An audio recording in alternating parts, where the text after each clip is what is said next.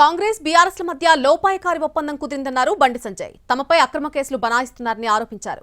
వేములవాడలోని వరి ధాన్యం కొనుగోలు కేంద్రాలను పరిశీలించారు బీజేపీ ఎంపీ.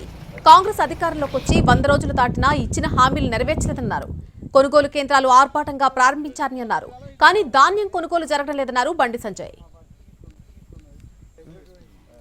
మొత్తం ఇది చేస్తాం అది చేస్తామని చెప్పి ఇక మాయమాటలు చెప్పి ఆచరణ సాధ్యంగానే హామీలు ఇచ్చి ఇవాళ అధికారంలోకి వచ్చిన తర్వాత ఇవాళ ఏ విధంగా మాట చెప్తున్నారో ఇవాళ తెలంగాణ రాష్ట్రమే ఇలా నిర్వహిస్తున్న దర్శనం.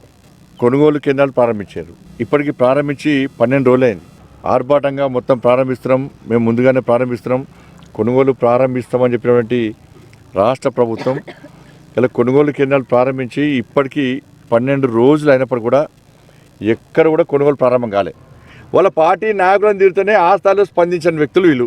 స్పందించాలి కాబట్టి అట్లా నామాత్రంగా స్పందిస్తారు. కేటీఆర్ దోస్తాను వీళ్ళందరూ కూడా రూపాయికారు ఒప్పందం ఏదంటే బండి సంజయ్ని ఓడగొట్టాలి.